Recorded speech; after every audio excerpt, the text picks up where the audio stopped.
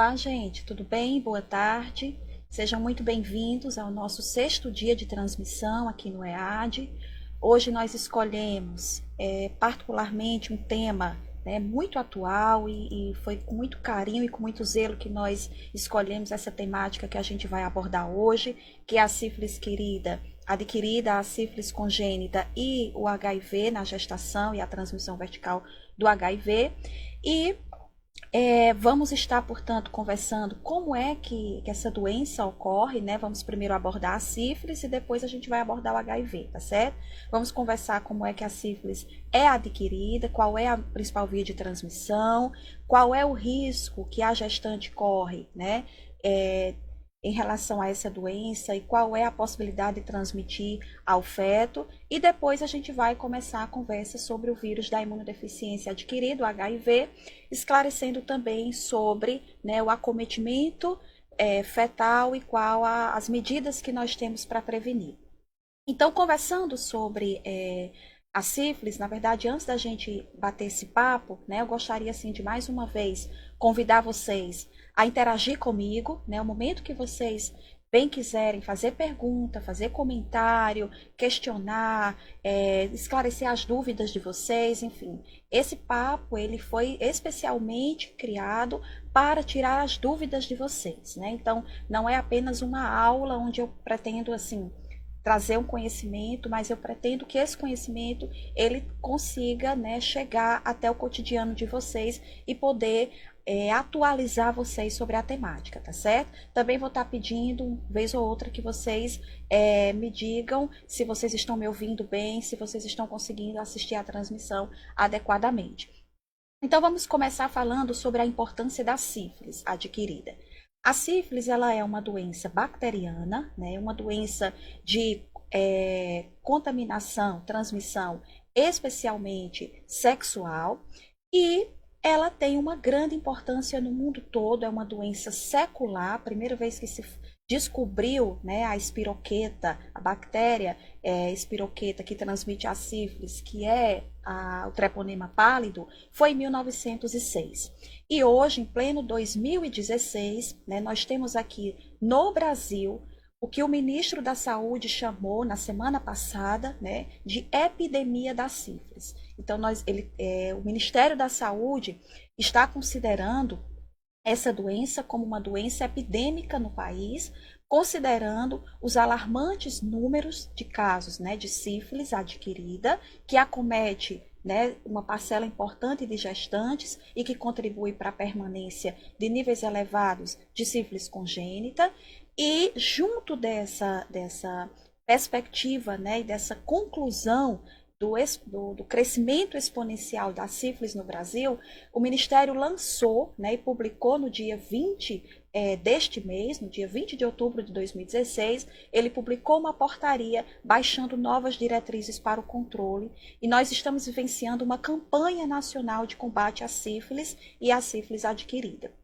Então, nós já conceituamos, só vendo aqui alguns comentários, né? Nós já conceituamos, então, que a sífilis, ela é uma doença bacteriana, transmitida especialmente pela via sexual, e uma outra possibilidade de contaminação da sífilis é a transmissão vertical, onde, né, o que é que eu considero transmissão vertical?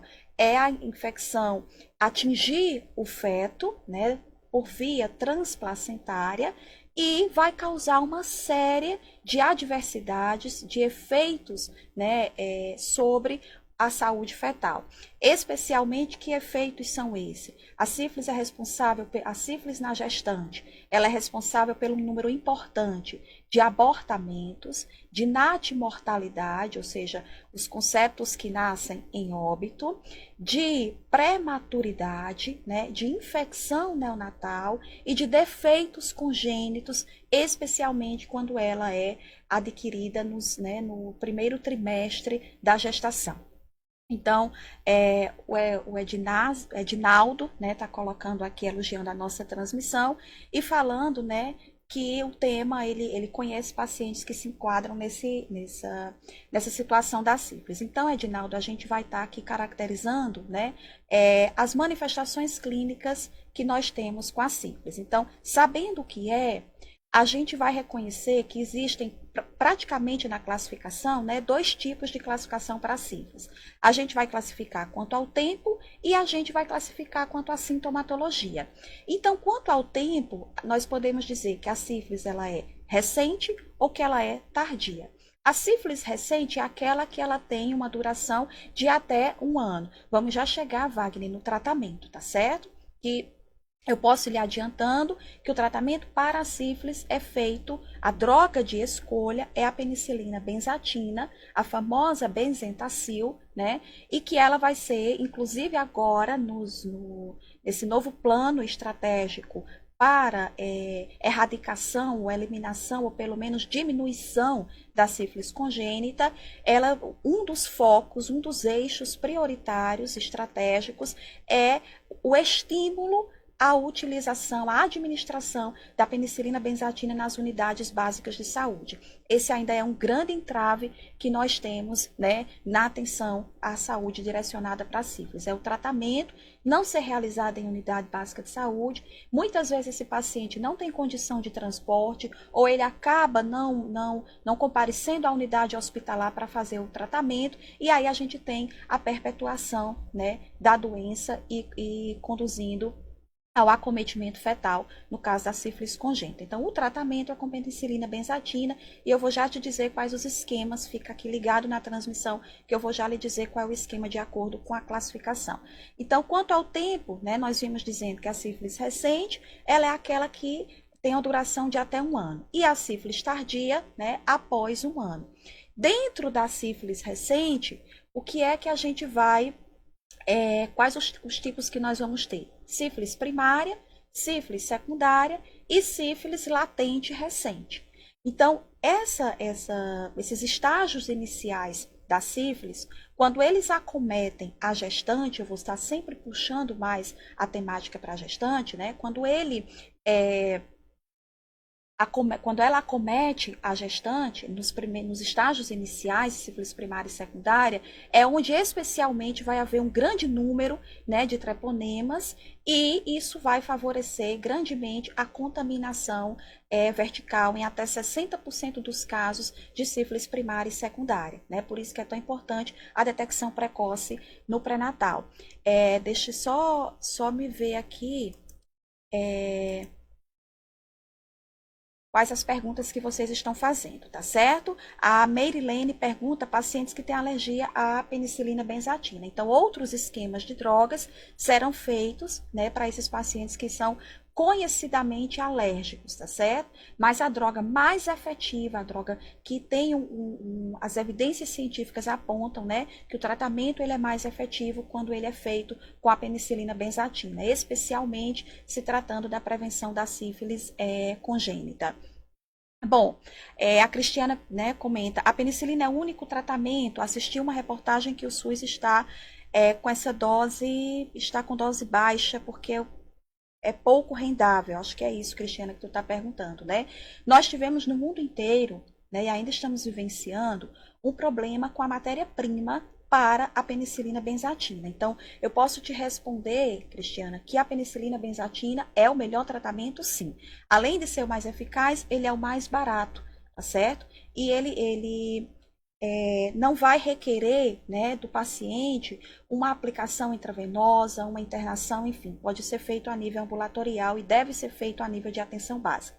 Entretanto, né, esse problema que o Brasil vem enfrentando desde 2014, com a questão da matéria-prima, muito provavelmente está implicado nesse elevado número, né, de sífilis que nós tivemos nesses últimos anos. E o Ministério ele está, né, lançando urgentemente a compra de 2,6 milhões de penicilina benzatina e que a prioridade, a compra deve ser, né, se dá imediata e a prioridade deve ser a gestante e os parceiros ou as parcerias sexuais dessas gestantes, bem como também está ampliando a compra de penicilina cristalina, né, no caso do tratamento, que é específica para o tratamento da sífilis congênita. Bom, o Lucas pergunta, né, se os enfermeiros podem prescrever esse medicamento na unidade básica de saúde.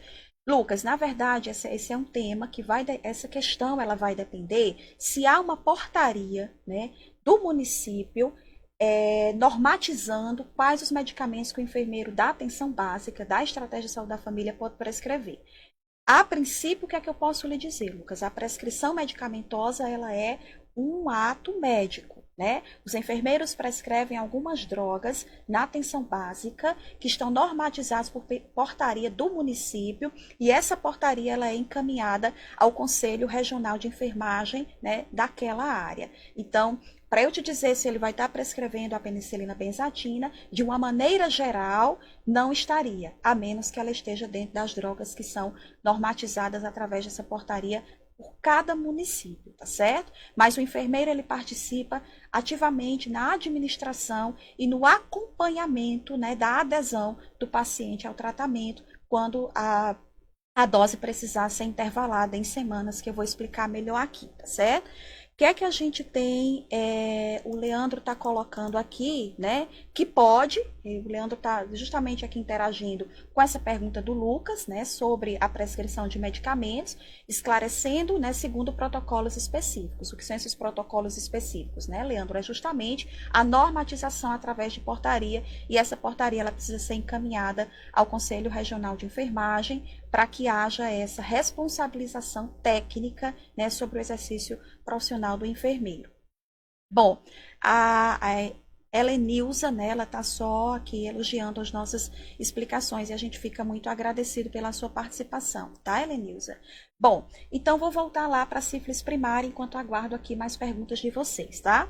A manifestação primeiro dizer que a sífilis ela é, em muitos casos, assintomática, né? A sífilis primária, ela é observada, a principal manifestação que nós vamos ter é a lesão que nós costumamos chamar de cancro duro.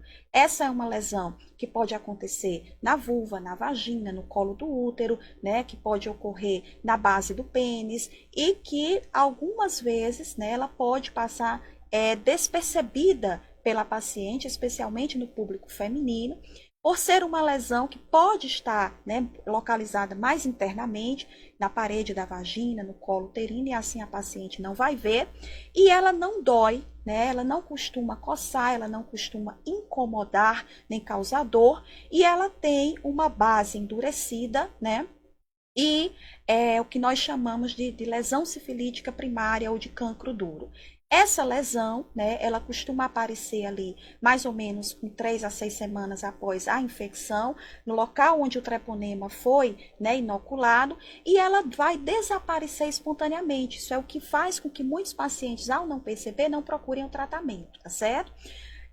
Vou só fechar aqui a sífilis secundária e vou para as perguntas de vocês. Passado algum tempo, entre no máximo 90 dias ali, essa lesão ela tende, né, a desaparecer, e aí o paciente, com 6 semanas até 6 meses depois da infecção, ele vai ter manifestações secundárias da sífilis, né, adquirida. É o que a gente caracteriza por sífilis secundária. Aí nós vamos ter lesões sistêmicas, pode haver um mal-estar geral, uma linfadenopatia generalizada, o paciente pode sentir febre, e lesões, né, palmoplantares, a pápula, né, lesões papulares, especialmente na palma da mão e na planta dos pés, elas falam muito a favor da fase secundarista da sífilis. Então a gente precisa ficar atenta a essas manifestações. E aí nós vamos já falar no tratamento. Vamos só ver aqui quais as perguntas que vocês estão me fazendo, né? Bom, gostaria de saber se a sífilis tem cura. Tem. A sífilis é uma doença curável e o tratamento ele é relativamente simples, feito com antibiótico, especialmente, né, com a penicilina benzatina. O grande problema é que muitas vezes a infecção primária e secundária passa despercebida pelo paciente, e aí o paciente entra na fase que nós chamamos de latente recente, que dura até 1 ano, e nessa fase o paciente não tem sintomatologia, né? Pode haver, né, alguma sintomatologia de sífilis secundária durante essa fase latente recente. Depois disso, o paciente entra na fase latente tardia, né, que pode se arrastar por longo tempo. E para vocês terem uma ideia, a manifestação da sífilis na sua fase terciária, ela pode levar até 20 anos ou mais para que o paciente tenha manifestações ósseas, manifestações cardíacas, né, enfim. infelizmente, pode acontecer essa evolução, né, de longa data e por isso a sífilis acaba se tornando tão prevalente, né, em nosso meio e em nossas gestantes. Mas ela é uma doença curável, sim. Agora é importante alertar aqui. Ela é uma doença curável se o tratamento for feito adequadamente à fase clínica que o paciente se encontra, que eu vou já conversar melhor com vocês, tá certo? Bom, o pessoal está pedindo para, acho que a Rita está pedindo para, talvez seja começa com a lesão, né? Então, aquelas feridas que tem na boca é sífilis. A sífilis, ela também pode acometer, né, a região bucal. Não é muito comum, mas é uma região de mucosa que ela pode estar presente. Entretanto, é preciso diferenciar o tipo de lesão. Então, o profissional que vai estar habilitado para caracterizar essa lesão é o profissional médico. Então, qualquer ferida que apareça, você deve procurar o profissional médico para que haja uma avaliação dessa ferida, tá certo? Vamos então, deixa eu só ver se vocês têm ainda pergunta relacionada a isso e a gente vai começar a falar do diagnóstico, tá certo? Bom, então vamos lá. Nós conversamos então da sífilis na sua classificação com relação ao tempo e com relação às manifestações clínicas, tá certo? E aí, como é que se diagnostica a sífilis? Pode ser diagnosticado do ponto de vista clínico, com as alterações que nós acabamos de dizer, na sífilis primária e secundária. Entretanto, como alguns pacientes, né, eles podem não ter sintomatologia ou estar na fase latente e, portanto, é assintomática, existem testes treponêmicos e não treponêmicos para o diagnóstico da sífilis. O que é um teste treponêmico? É aquele teste que vai identificar diretamente em lesões, né, ou em amostra de sangue total ou de plasma ou soro, anticorpos específicos para o treponema pálido. Esses testes, eles são mais sensíveis, eles são mais específicos, entretanto, eles têm um custo mais elevado, eles não são muito empregados na prática, né? Mas o FTABS, o ELISA, são os exames empregados, né? Os exames treponêmicos empregados. Bem como o teste rápido para sífilis, ele é um teste treponêmico e que desde 2012, né, com a Rede Cegonha, ele vem sendo ampliado a sua oferta do teste rápido para sífilis, bem como o teste rápido para HIV, por ocasião das estratégias da Rede Cegonha, tá certo? Então, o teste rápido, ele é um teste que identifica especificamente anticorpos para o treponema pálido. Vou já responder as perguntas de vocês, tá? Só fechar aqui os testes não treponêmicos. O que a gente chama de não treponêmico? Porque ele não identifica especificamente, né, anticorpos para o treponema pálido, mas ele consegue dar uma titulação, ou seja, ele consegue quantificar a presença, a quantidade de anticorpos, e aí o exame mais utilizado como teste não treponêmico é o exame de VDRL, que nós realizamos, né, quando dá suspeita da sífilis, obrigatoriamente quando da realização do pré-natal e quando a mulher vai para a maternidade por ocasião do parto. Bom, o que a gente tem mais aqui? Quantos dias após o tratamento devo solicitar uma nova sorologia? Muito boa essa sua pergunta, Ayane Kelly, né? O que ocorre, Ayane? Após o paciente ser tratado, né, nós vamos seguir esse paciente. Então, o tratamento vai ser com a penicilina benzatina. Deixa eu tentar ir melhorando essa explicação já falando do tratamento. O que ocorre? O paciente ele vai fazer, seja ele homem, seja ele mulher, né? E seja também essa mulher gestante. O tratamento é com penicilina benzatina. Sífilis primária, secundária e latente recente, o tratamento é benzentacil, que é a penicilina benzatina, 2,4 milhões de unidades, dose única, né? E vai ser feito 1,2 milhão de unidades em cada nádega.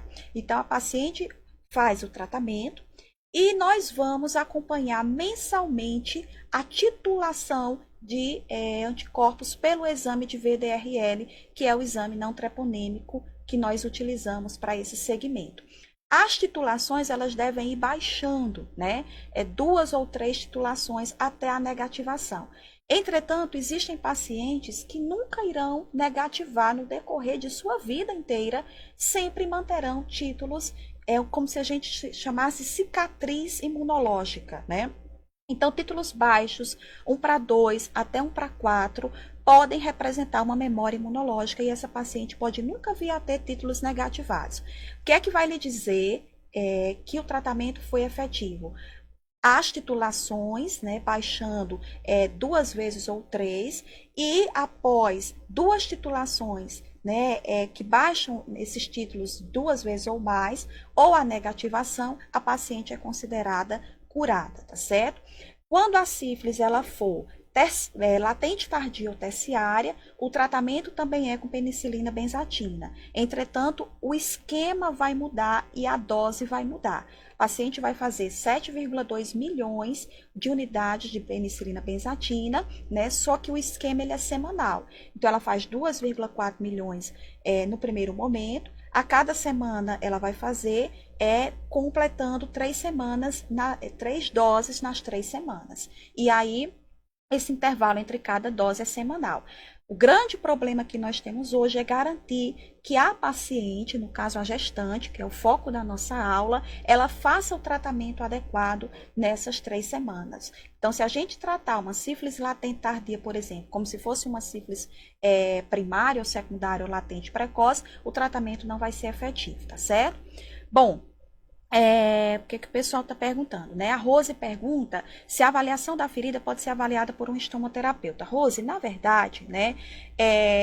Como se trata de uma doença infecciosa, o ideal é que essa avaliação ela seja feita pelo médico, né? O diagnóstico de sífilis é um diagnóstico médico e o tratamento também ele vai ser prescrito especialmente pelo profissional médico. O enfermeiro ele vai, né, prescrever se estiver dentro da normatização através da portaria municipal e vai administrar a penicilina. Então, a estomoterapia é uma área do conhecimento, né, de enfermagem que trabalha diretamente com feridas e ostomias, mas a gente tem que entender que a gente não diagnostica doença. E a sífilis é um diagnóstico de uma patologia. Então, quem deve avaliar e tratar essa ferida é o profissional médico e não o profissional enfermeiro. O profissional enfermeiro ele deve estar habilitado para saber reconhecer lesões sifilíticas e encaminhar o paciente para uma consulta médica, de preferência com o médico da unidade de saúde da família, para que o paciente já inicie o tratamento, seja homem, mulher ou gestante, ok?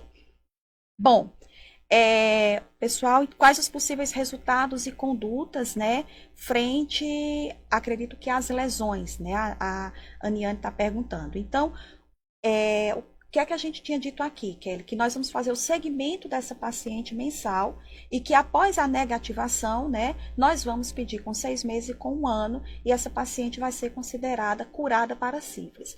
A sífilis vai fazer com que a paciente tenha uma imunidade contra essa doença? Não. É uma doença que a paciente pode se reinfectar no momento em que ela tenha um novo contato, né, com o treponema pálido por via sexual. Então, a gente tem que orientar, inclusive, é muito importante orientar a gestante tratada, né, ao uso do preservativo de barreira, ao uso do contraceptivo de barreira, seja o preservativo masculino ou feminino, e tratar o parceiro sexual. Muito do que é que ocorre? A gente trata a gestante, mas a gente ou não realiza a busca ativa do parceiro, ou o parceiro não comparece à unidade, ou se recusa a tratar. Então, essa paciente se reinfecta, né? E muitas vezes essa reinfecção é na própria gestação. E aí ela vai novamente ter a sífilis no seu estágio inicial, que é a sífilis primária, e com uma grande possibilidade dessa transmissão vertical, né? No caso da sífilis.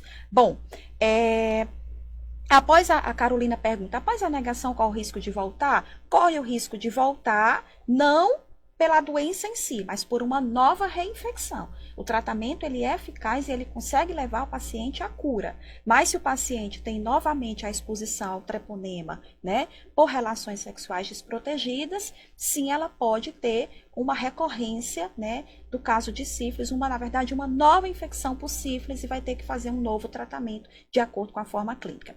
A Fátima, ela coloca, para gestantes com sífilis, priorizar a utilização da penicilina benzatina, ela é a única droga que atravessa a barreira placentária e evita a sífilis congênita, é verdade.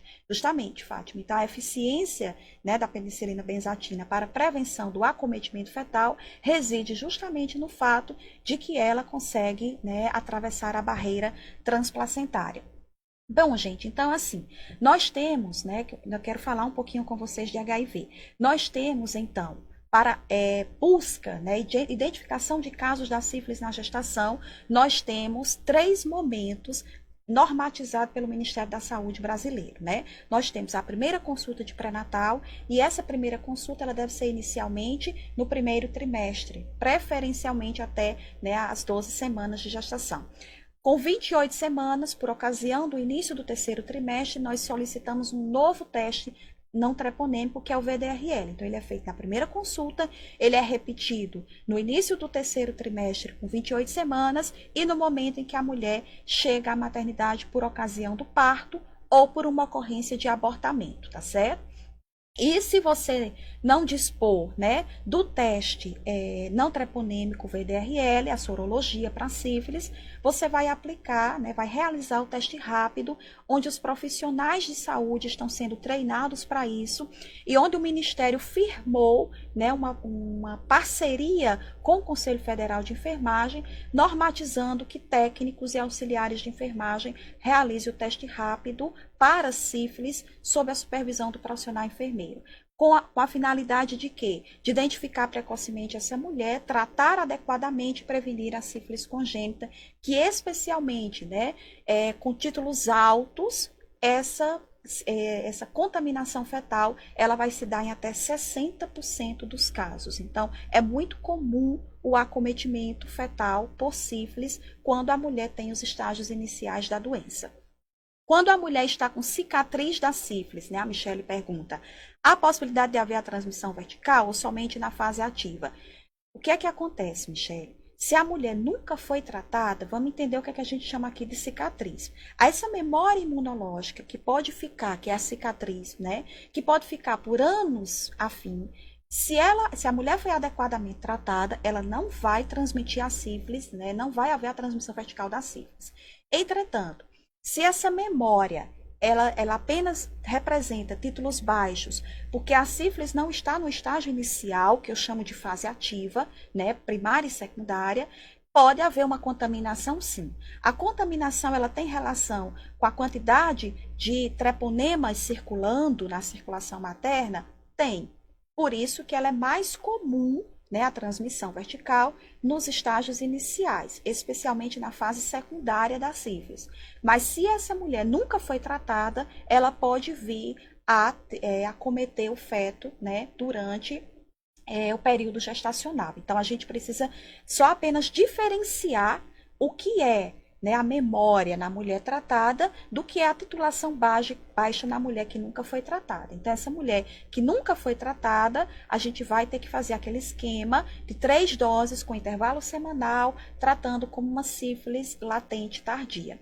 A Rita Mendes pergunta sobre os exames, então nós vamos solicitar a sorologia não treponêmica, né? E existe o confirmatório, que é o FTA-ABS, para casos onde a gente tenha alguma suspeita, né? Se aquilo ali pode estar vendo um falso, um positivo, enfim, ou um falso negativo, então a gente pode pedir o FTA-ABS, que inclusive é o exame, né, que a gente vai rastrear no neonato, por conta que há a passagem de anticorpos do tipo IgG e pode haver, né, um resultado falseado no recém-nascido.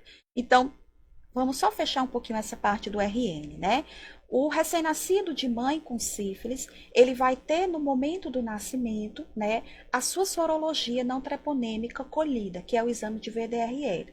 Então, se a titulação ela der igual ou menor que a da mãe, a gente vai avaliar do ponto de vista clínico, epidemiológico e laboratorial. Exames de sangue, raio-x de ossos longos, coleta de líquor para descartar, né, a neurosífilis, tudo isso faz parte do protocolo de avaliação do recém-nascido. Quando esse recém-nascido ele tem títulos maiores que o da mãe, né, inclusive 2 ou 4 vezes mais, é dado um diagnóstico de um caso de sífilis congênita e esse bebê ele vai ser internado, né, e tratado na unidade de médio risco ou no berçário, né, para sífilis congênita com penicilina cristalina no esquema de 10 dias. Para neurosífilis, esse esquema precisa ser de 14 dias, né? A penicilina cristalina, ela atravessa a barreira hematoencefálica, então ela é a droga de escolha para neurosífilis, seja no RN, seja na gestante, seja no adulto, tá certo?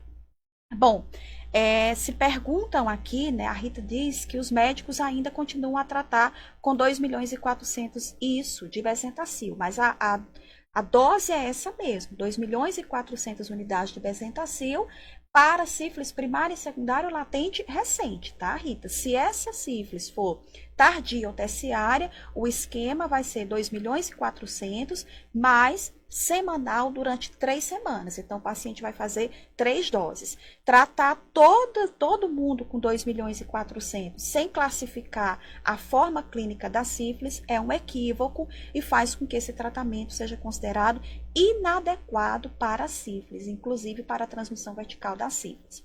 Vamos conversar um pouquinho agora comigo aqui do HIV, né? As perguntas de vocês são muito bem-vindas e eu posso estar voltando para o tema da sífilis. Bom, o vírus da imunodeficiência adquirida, HIV, né, se a gente fosse ter uma aula sobre ele, nós teríamos aqui um tempo, que tem um tempo maior para isso, tá certo? Então, eu vou focar na transmissão vertical do HIV. Também é uma prioridade, né, dentro do cenário da saúde materna e fetal, e é uma linha também de prioridade, né, com a rede cegonha. Então, nós oportunizamos a mulher grávida um teste, né, de HIV na primeira consulta de pré-natal, idealmente até 14 semanas esse diagnóstico deveria ser firmado e nós vamos, né, repetir esse exame na maternidade com um teste rápido na ocasião do parto. Então, esse exame de HIV, né, ele é feito, pode ser o teste rápido para HIV, que é ofertado também pelo Ministério da Saúde, né, e que os enfermeiros realizam com base no treinamento, outros profissionais de saúde também podem realizar, e a gente solicita, né, o exame de sorologia para HIV, mediante o aconselhamento e mediante o consentimento dessa gestante. Lembrando sempre, gente, de rastrear, de tratar as parcerias sexuais, né, de fazer uma busca ativa dessas parcerias. Então, diante de um diagnóstico positivo ou reagente para HIV, se for no teste rápido, né, nós fazemos um novo teste. E se esse teste ele dá positivo, nós já vamos encaminhar essa paciente para o serviço de infectologia, para referência em HIV daquele município, né, onde aquela paciente está inserida, onde ela reside, para referência começar a avaliar a carga viral e iniciar prontamente o tratamento dessa gestante.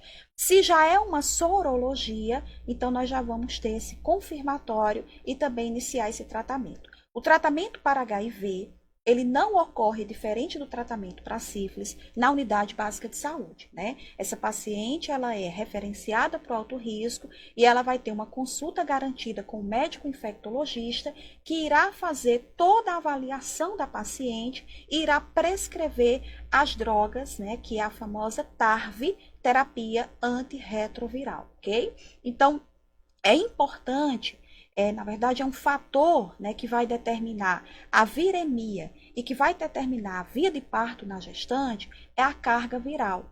Então, todas as pacientes HIV positivo, né, que engravidam, ou as pacientes que se descobrem soropositivas durante a gestação, elas devem ter a determinação da carga viral e dos linfócitos TCD4, para que a gente possa monitorar o quê?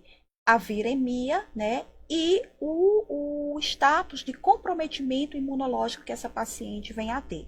Então, para vocês terem uma ideia, né, a carga viral, o objetivo do tratamento antirretroviral na gestante é colocar a carga viral em níveis indetectáveis, fazendo com que, nessa condição, a transmissão vertical ela fica em torno de menos de 1%. Se nada for feito, se a paciente não for tratada, diagnosticada e tratada no pré-natal, a incidência ela pode chegar da transmissão vertical do HIV em até 60% ou mais por ocasião do parto, né? Mas há um risco durante a gestação importante e há um risco adicional com o aleitamento materno. Então, mesmo nos casos em que nós só identificamos essa mulher portadora de HIV, né, após o parto, nós ainda temos como administrar a droga, né, a zidovudina, o AZT, oral no neonato e tentar impedir, né, que haja essa transmissão, muito embora nós já tenhamos perdido momentos importantes que foram a gestação e o parto.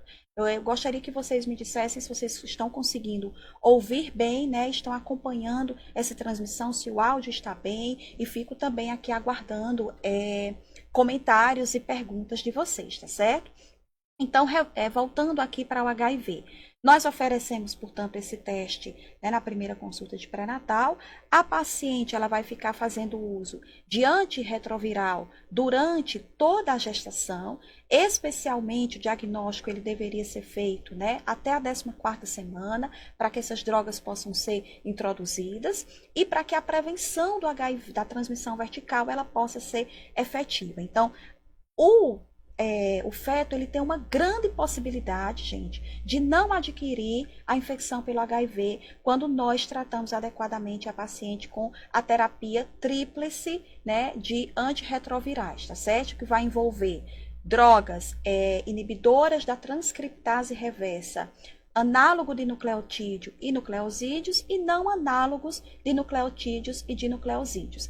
Esse tratamento ele é prescrito pelo médico infectologista e há um acompanhamento, né, da carga viral da gestante, pelo menos em 3 momentos durante o ciclo gestacional, né? Então, vai ser feito por ocasião do diagnóstico, a gente tem que dosar a carga viral, para que a gente tenha o conhecimento sobre o status, né, virológico daquela paciente. Quando nós introduzimos a medicação, né, também vai ser feito em torno de 4 semanas após a introdução da terapia antirretroviral, para identificar se está havendo uma resposta efetiva, né, por assim dizer, ao tratamento instituído, ou se há uma falha virológica, né, quando essa carga viral ela não tende a declinar, e o ideal é que nós a mantenhamos em abaixo de 1000 cópias, né? Então essa carga viral baixa ou indetectável é muito importante, gente, para prevenir a transmissão vertical. E por ocasião, qual é o terceiro momento que é pedido a carga viral, a dosagem de carga viral na gestante? Quando ela completa 34 semanas, para nortear a via de parto, se será abdominal ou se será, que é o parto cesariano, ou se pode essa paciente ter um parto vaginal, a menos que ela tenha uma outra contraindicação, tá certo? Deixa eu ver aqui os comentários de vocês, né? As pessoas estão dizendo que estão ouvindo bem e que estão acompanhando bem a explicação. Então, bom, o que é feito, então, para prevenir essa transmissão, né, vertical do HIV? É feito o antirretroviral oral, a terapêutica antirretroviral oral com esquema tríplice, e no momento em que a mulher chega à maternidade. Então, se o parto será vaginal ou se o parto será cesáreo, essa conduta ela é norteada por uma indicação obstétrica, é o médico obstetra que vai dizer qual é a melhor via de parto, e pela carga viral da paciente, tá certo? Carga viral acima de 1000 cópias, o parto cesáreo, ele é o parto de melhor escolha para essa paciente. Quando a mulher é internada por ocasião das contrações uterinas ou a cesárea eletiva, que é a cesárea marcada, né? Ela inicia um esquema venoso, né, com a zidovudina, o AZT. O enfermeiro ele vai atender a prescrição médica e vai administrar esse AZT injetável da chegada da mulher à maternidade até o momento do clampeamento do cordão umbilical, né, quando então o AZT ele é suspenso e a mulher volta a fazer as drogas orais que ela vinha fazendo durante a gestação, e depois ela passa numa consulta no infectologista para que esse esquema ele possa ser melhor adequado à condição daquela mulher. Essa profilaxia da transmissão vertical com o AZT, ela é extremamente efetiva, né, para evitar a transmissão do HIV, porque é no momento do parto, especialmente, que o HIV é transmitido, né? E aí tem todo um cuidado para que não haja minimamente, né, a contaminação sanguínea do feto, o sangue proveniente da mãe, De preferência, né, o tempo de bolsa rota ele é muito importante, então é importante que essas mulheres permaneçam o maior tempo possível com bolsa íntegra, né, a bolsa das águas íntegra, e que não seja praticado em ocasião nenhuma a rotura provocada das membranas, que é a amniotomia. De preferência, que o parto seja pelicado, empelicado, né, que é a retirada do feto com a membrana amniótica íntegra. Esse feto tem todo um cuidado que o neonatologista, né, vai ter após o nascimento com esse neonato.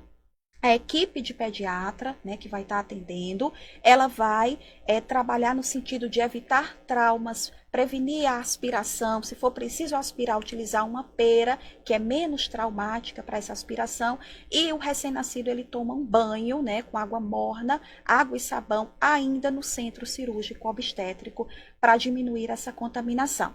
Ver se vocês têm perguntas, né? A Mônica tá. Se a bolsa rompeu, é necessário o AZT? Sim, Mônica. O quanto antes a paciente entrar na terapêutica antirretroviral injetável, melhor será o resultado para prevenir a transmissão vertical. Mulheres que tenham bolsa rota, né, amniorrex prematura, a bolsa se rompa antes de 1 hora de início do trabalho de parto, elas terão benefício com o parto abdominal, tá, Mônica? Que é o parto cesáreo. Então, a questão do tempo de bolsa rota é muito importante para favorecer a infecção do HIV. Então, a gente trabalha, né, com a possibilidade de que essa amniorrex se dê já próximo a uma dilatação avançada, a um período expulsivo. E o tempo inteiro a paciente com infusão venosa contínua, em bomba de infusão do AZT até clampeamento do cordão.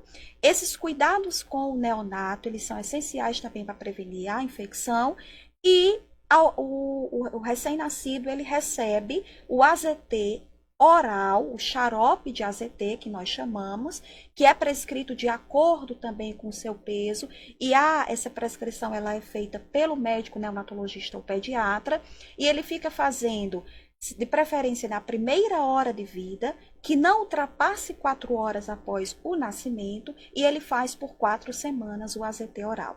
Há todo um acompanhamento desse recém-nascido em relação, né, a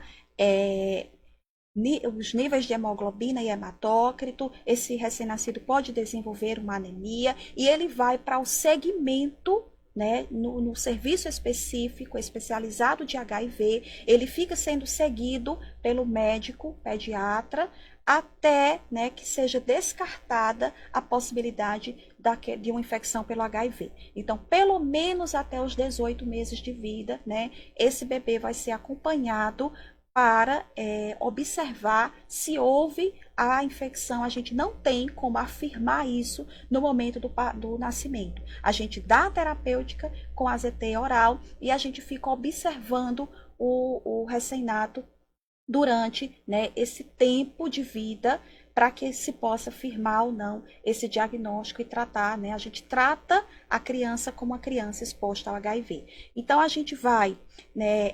Eu quero agradecer vocês pela participação de vocês, foi muito boa a participação de hoje, né? Muitos comentários sobre a transmissão, sobre a explicação, perguntas, isso faz com que a nossa transmissão, ela fique muito interativa, né? E quando a gente vê o nosso tempo, ele está encerrando, mas vocês podem visitar o link, né, na página do EAD, e assim vocês vão ter uma aula completa que foi feita com muito carinho e especialmente, né, para vocês, que vai estar tratando da sífilis adquirida, da sífilis na gestante, da sífilis congênita e da sífilis do HIV na gestante e da transmissão vertical do HIV. Então, convido vocês a ir visitar a página. Aguardo vocês durante toda essa semana no mesmo horário, de 14 às 14h40, pelo horário de Brasília. Amanhã nós temos uma temática que é de grande importância na saúde materna, que é as hemorragias da segunda metade da gestação. Estaremos conversando sobre descolamento prematuro de placenta e placenta prévia. E antes de encerrar, né,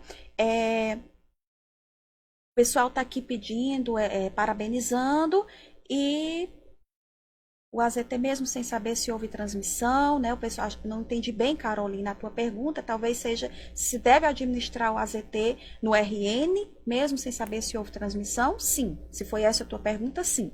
É uma profilaxia que nós fazemos durante 4 semanas de vida desse recém-nascido, tá bom? A Mônica pergunta qual o site que vai estar disponível, né? Aqui no link que vocês vão ter após a transmissão. Eu vou estar finalizando a transmissão agora e vocês podem se direcionar ao link e baixar a aula completa que vai estar lá, tá? Muito obrigada, um abraço, uma boa tarde e convido vocês a estarem aqui comigo amanhã nesse mesmo horário. Não esqueçam que é pelo horário de Brasília, às 14 horas, tá? Muito obrigada, excelente tarde.